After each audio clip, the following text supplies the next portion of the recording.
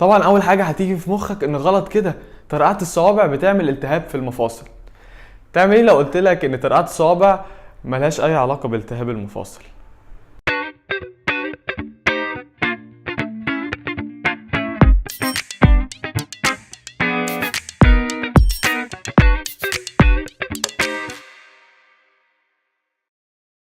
عشان نعرف الصوت بتاع طرقعه الصوابع ده جاي منين اصلا، تعالوا نبص بصه على المفاصل عباره عن ايه. المفصل هو مسافه ما بين عظمتين جم اتقابلوا مع بعض، وفي انواع مفاصل كتير. احنا هنسهل الموضوع ان احنا نقسم المفاصل بتاعت جسمنا لنوعين: مفاصل بتتحرك ومفاصل مش بتتحرك. في حاجه اسمها مفاصل مش بتتحرك، حاجه مثلا زي الجمجمه بتاعتنا. الجمجمه معموله من عظم كتير قوي جاي متشابك مع بعض، فطالما الحته دي اتقابل فيها عظمتين فبتتسمى مفصل. لكن المفاصل اللي في الجمجمه دي مش بتتحرك. انواع المفاصل تانية بقى اللي بتتحرك بيطلق عليها اسم الساينوفيال جوينت، لان فيها سائل او فلويد اسمه الساينوفيال فلويد. السائل ده موجود ما بين العظمتين بغرض ان هو يسهل حركه العظمتين من غير ما يبقى فيه احتكاك ما بينهم. صوت بقى الطرقعه ده بيجي منين؟ لو جينا بصينا على الساينوفيال فلويد ده او السائل اللي ما بين العظم، هنلاقي ان هو زي اي سائل دايب فيه غازات.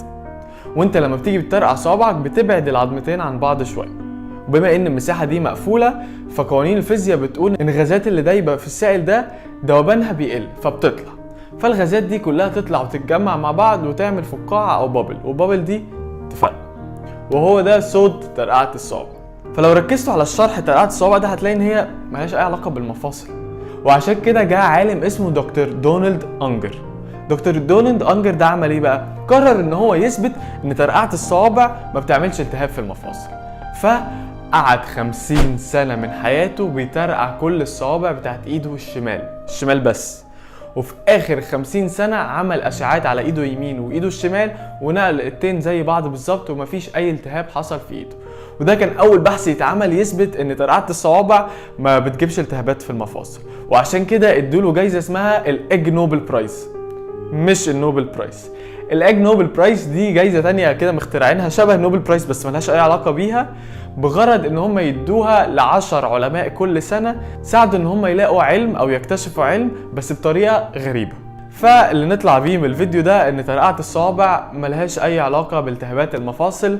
ولو حد قالك غلط كده ما تطرقعش صوابعك قول له. لو عجبكم الفيديو ده ما تنسوش تعملوا سبسكرايب لليوتيوب شانل، لايك للفيسبوك بيج، تتفرجوا على الفيديوهات اللي فاتت، ولو حد سألك قول له الطب سهل.